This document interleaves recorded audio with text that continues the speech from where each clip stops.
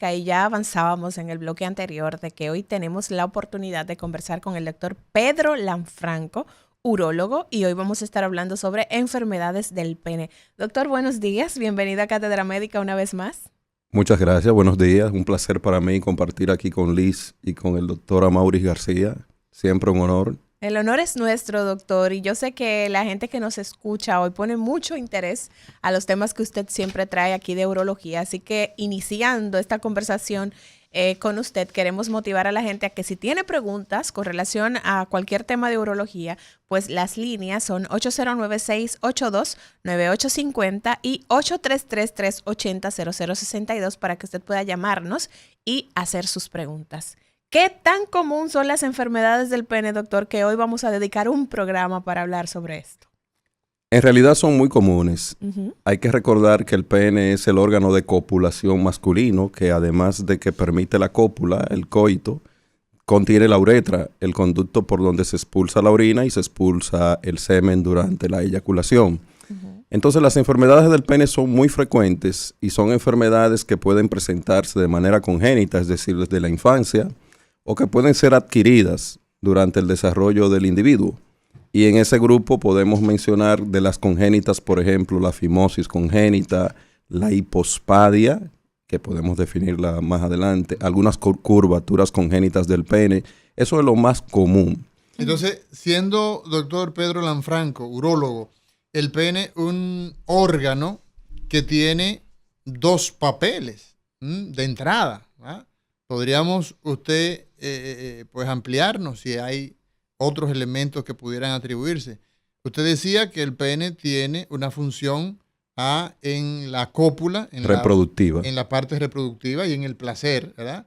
En el placer, en la actividad sexual, pero también es el punto por donde hacemos la micción, podemos sacar la orina. Es correcto. Entonces, esas dos situaciones lo hacen, digamos que susceptible a enfermarse desde el aspecto sexual y desde el aspecto de la vía urinaria. Es así, es correcto. De hecho, algunas de las patologías adquiridas del pene más frecuentes tienen que ver precisamente con relaciones sexuales no protegidas, no seguras. Es el tema de las infecciones de transmisión sexual. De modo que esas son también de las enfermedades del pene que hay que recordar. Y además de estas enfermedades adquiridas, podemos incluir la enfermedad de Peyronie, que es una curvatura que ocurre en el pene de manera adquirida. El cáncer de pene, que lamentablemente es una patología mutilante y que hay que tomarla en cuenta.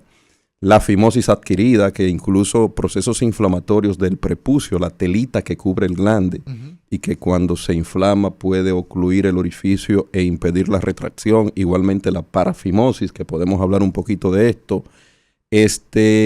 La enfermedad, el priapismo, que es una erección involuntaria, prolongada y generalmente dolorosa del pene, que se puede convertir en una patología incluso incapacitante para la erección. O sea, la disfunción eréctil, la disfunción eréctil, que es muy frecuente y que a medida que el individuo aumenta en edad, la prevalencia aumenta. En fin, hay una serie de patologías y de entidades clínicas que hay que tomar en cuenta a la hora de hablar de enfermedades del pene. Y el cáncer entonces es uno también de esos problemas, como lo mencionabas hace un momento. O sea que tenemos que el pene tiene una multiplicidad variopinta de padecimientos que se pueden tener y que en el día de hoy nosotros vamos a estar conversando. De hecho, ya estamos conversando con el doctor Pedro Lanfranco sobre las enfermedades del pene. ¿Cómo está formado el pene, doctor Lanfranco? Bueno, anatómicamente, para que la gente se oriente. El pene tiene en su estructura una parte profunda formada por 3 cilindros, que cuando el pene está erecto se pueden diferenciar bastante bien. Sí. Ponnos un pene ahí, Kelvin, ahí para que la gente se oriente. ¿Y por qué Lizania se ríe? Para que la gente se oriente, porque el doctor Lanfranco está hablando de unos cilindros y de repente entonces la gente dice, pero es un Robocop, es una especie de androide el que estamos hablando. Entonces, Cuando hablamos de cilindro nos referimos a que tiene órganos eréctiles, que son órganos que tienen la capacidad de erectarse. Cuando hay un estímulo que aumenta el flujo sanguíneo hacia estos órganos que se llaman cuerpos cavernosos, son dos dorsales, lo que vemos como color naranja en la parte superior. Sí. Esos son los cuerpos cavernosos, que son los que le dan mayor rigidez al pene. En la parte inferior está el cuerpo esponjoso, que contiene la uretra, el conducto por donde se expulsa la orina y el semen. El cuerpo es esponjoso por donde va la uretra. Sí, que está en la parte más ventral, en la parte inferior. Y por delante se expande y forma el glande. Todos ellos tienen un tejido trabecular que tiene la capacidad de llenarse de sangre y expandirse durante el estímulo, durante la erección. De modo que si falla ese mecanismo, ocurre disfunción eréctil. Pero también el pene tiene una cubierta, tiene capas profundas, fascias profundas y tiene también tejido superficial. La piel y los tejidos superficiales son los que más se afectan en las infecciones de transmisión sexual. La piel. Como la balanitis, que es la inflamación del glande, la balanopostitis, que es la inflamación del glande y del prepucio, úlceras genitales, es el tema, por ejemplo, de la sífilis, que produce un chancro, una úlcera. Todos estos los vemos afectados en este tipo de enfermedad de transmisión sexual. Pero también hay patógenos, hay gérmenes, que se introducen en la uretra, en el conducto, y que entonces van a inflamar la uretra y van a producir una uretritis. Es el ejemplo de la gonorrea, el gonococo. Que al día de hoy, ¿cómo anda eso, doctor? Muy frecuente. No pasa una semana sin que en la consulta nosotros tengamos que tratar estos pacientes que presentan gonorrea. Las uretritis no gonocócica, que incluye ahí la clamidia, que es muy frecuente también, el uroplasma urolíticum. En fin. En el caso, por ejemplo, doctor Lanfranco, del paciente que tiene una uretritis por clamidia, habitualmente es una enfermedad de transmisión sexual, porque la clamidia es frecuente encontrarla en el hombre o en la mujer. La clamidia usualmente se adquiere durante el coito, incluso durante la penetración, a través de la penetración del pene en la vagina. Incluso muchas mujeres que tienen clamidia o que tienen gonorrea, como estos patógenos afectan más la parte profunda del tracto genital femenino, entiéndase las trompas uterinas, y se quedan asintomáticas, aunque pueden producir fibrosis e incluso esterilidad en el tiempo en la mujer. Sí. Muchas mujeres son portadoras de estos gérmenes y no lo saben, o asocian un flujito vaginal con el flujo típico normal o con las vaginitis comunes, y transmiten estos gérmenes al hombre. Y en el hombre la uretritis es más sintomática porque produce mucha secreción uretral, que en el caso del gonococo es una secreción abundante, amarillenta o amarillo verdosa. Y en el caso de la clamidia es una secreción más blanquecina, más tenue, a veces como clara de huevo. Ya. En el caso, por ejemplo, de las personas que tienen el padecimiento de, por ejemplo, el síntoma más frecuente en las uretritis, ¿cuál es? La disuria o ardor al orinar y la secreción uretral. Es lo típico. El caño de la orina le pica cuando está orinando. Cuando está orinando, es correcto. Y también entonces tiene salida de secreción, de un flujo. Exacto. Que no es normal. Hay un flujo que normalmente el flujo se asocia con flujo a la mujer, ¿verdad? Es la que normalmente tiene flujo en su ciclo menstrual. El hombre normalmente no tiene ningún tipo de flujo. Solo durante el estímulo sexual hay unas glandulitas que producen un líquido lubricante. Sí. Y durante el estímulo sexual sí vamos a tener una lubricación. El líquido preseminal sería incluso antes de expulsar el semen se produce este líquido, pero también durante la excitación sexual hay unas glandulitas que provocan esta secreción que es para lubricar el ¿Cómo coito. se llaman esas glandulitas? Hay glandulitas en la uretra, glándulas de Skene que provocan esto, algunas glándulas de Morgagni y también hay una glandulita de Cooper que es más profunda que provoca produce esta secreción. ¿El tamaño del pene, doctor, de qué depende? Depende de la edad del paciente, depende de la raza del individuo, de condiciones genéticas tipo herencia, pero hay un tamaño promedio. El adulto promedio, el pene en estado de flacidez mide unos 9 a 10 centímetros de longitud por 9 centímetros de circunferencia. Okay. En la etapa de erección, cuando 9 de circunferencia, alrededor. alrededor. Y Cuando está erecto, en promedio, el pene mide de 14 a 16 centímetros de longitud por 12 a 14 centímetros de circunferencia. Pero eso es un promedio. Un promedio, ¿no? Sí. Y entonces eso se ha estudiado en poblaciones específicas, por ejemplo, en el caso de los ingleses, ¿verdad? De los franceses, que son básicamente quizás los que más producciones desde el punto de vista de investigaciones hacen, ¿no?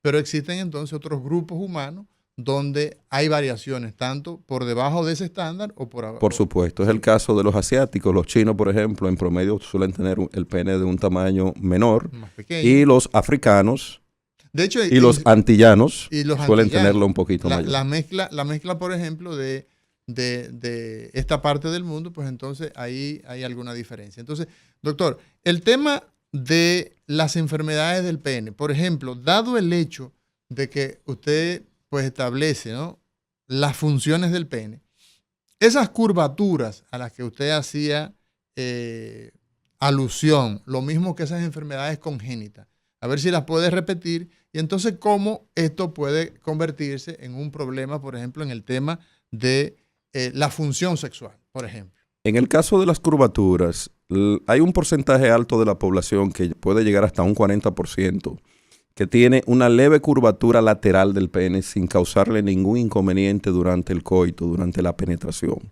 Sin embargo, hay curvaturas de un ángulo mayor y sobre todo curvaturas adquiridas que se producen usualmente por pequeños traumas en la túnica albuginea del cuerpo cavernoso. La túnica albuginea es una membrana fibrosa, rígida, que cuando tiene lesiones, precisamente ¿Tiene durante... que ver con el testículo, doctor? No, es otra túnica, la del testículo. Ya. El testículo tiene una cubierta que se llama túnica albuginea y el pene tiene en el cuerpo cavernoso otra que tiene igual nombre. Okay. Entonces, esta puede formar una placa fibrótica y esa placa fibrótica, esa fibrosis, actúa como una tracción que provoca una curvatura durante la erección. Si esta curvatura es marcada y provoca dolor durante la penetración y la actividad sexual o incapacidad para poder penetrar o un trastorno de la erección, entonces en esos casos tenemos que intervenir y tratar al paciente. Muchas veces se ha intentado utilizar algunos productos inyectados que en el tiempo han demostrado que no son efectivos. Incluso en el pasado se utilizaba la vitamina E, tamoxifeno y otros agentes. Después vino la inyección de esteroides, después vino la inyección de verapamil. Y todo esto, pues, se ha visto que no logra resolver el problema. En los casos severos hay que recurrir a cirugía para poder resolver la situación.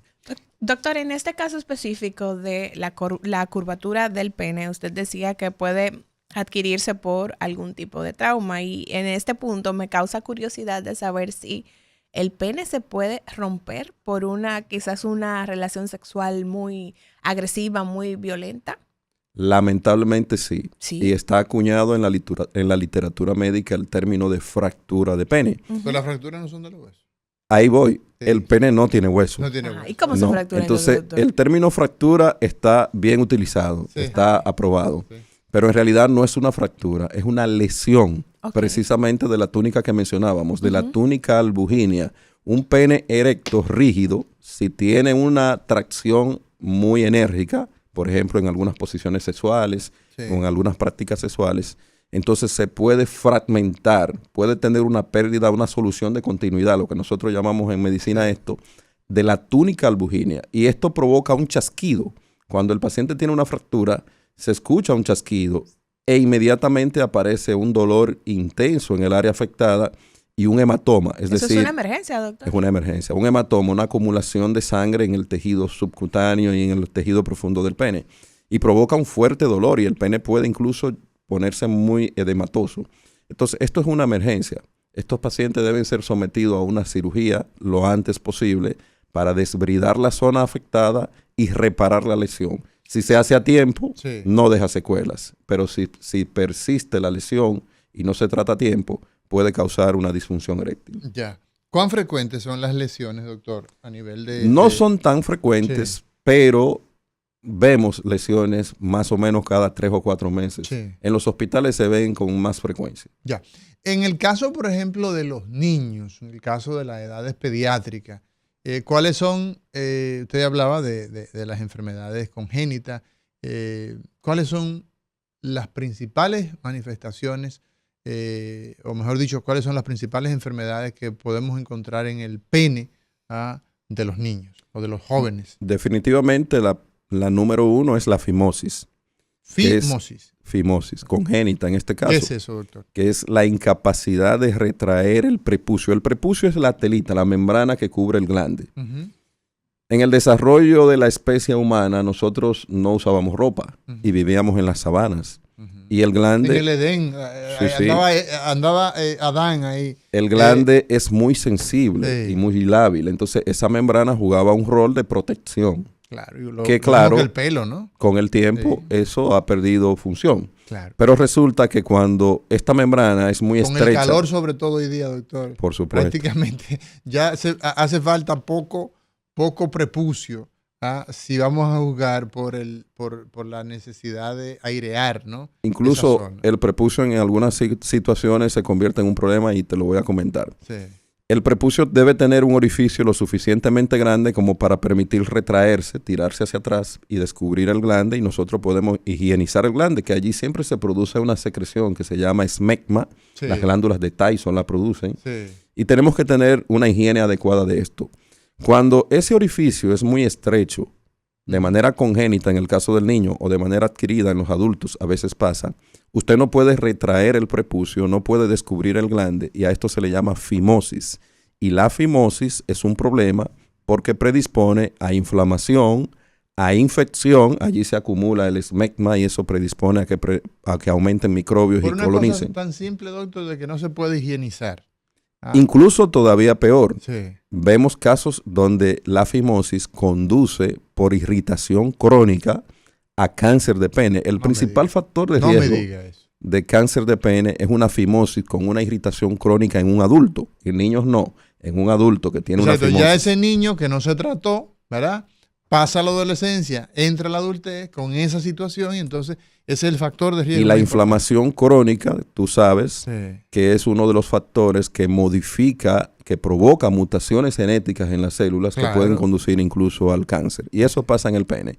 El principal factor de riesgo de cáncer de pene, en el adulto por supuesto, es la fimosis. En los niños son causa más frecuente de infección urinaria, de infección del pene. Y en casos extremos, el orificio se cierra tanto que la orina no puede salir.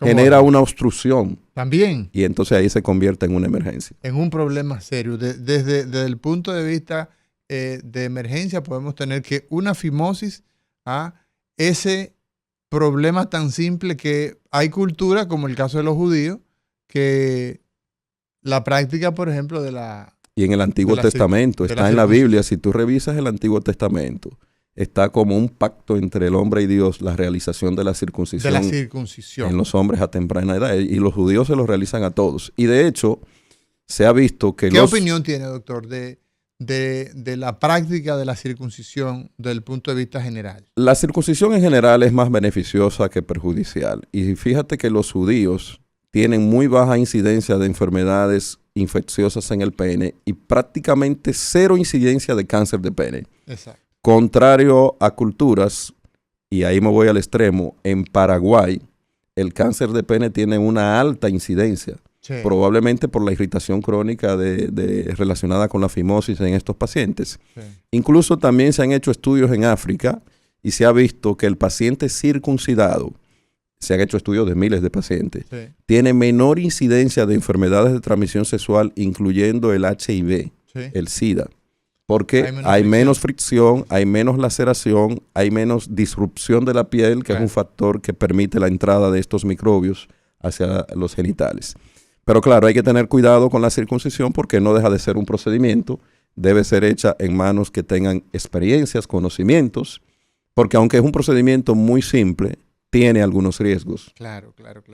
Y en el caso particular, doctor Lanfranco, la circuncisión, por ejemplo, esto evidentemente que la va a heredar el problema ese ya de adulto, porque en casos muy severos de niño, pues puede darse el problema que usted acaba de señalar, pero el tema aquí es que los padres debemos estar pues pendientes, en el caso de lo que tienen los varones, evidentemente, de que ese problema puede acarrear situaciones que pueden derivar en cáncer a un futuro, en la vida de adulto. Y nos llama la atención, y ahí va el mensaje para las mujeres también, porque la mayoría de los hombres que llegan al consultorio con un cáncer de pene son casados. Entonces la pareja, tú sabes que lamentablemente hay mucho descuido. El hombre por naturaleza a veces es descuidado. Culturalmente aquí el hombre va donde el médico cuando lo llevan. Sí, entonces ahí juega un rol importante la esposa, que debe insistir en que si nota que el pene tiene el prepucio obstruido, que no se retrae, que se irrita, y esto se nota, esto es evidente, pues llevar de la mano a este hombre al médico. Es mandatorio, sí. Así mismo es. Doctor, en el caso, por ejemplo, de las enfermedades congénitas, que nacen, el niño nace y que están presentes en ese momento. Nos gustaría que usted nos hablara un poco de eso. Tenemos que irnos a una pausa, señores. En breve regresamos. Hoy contamos con el doctor Pedro Lanfranco hablando de las enfermedades del pene.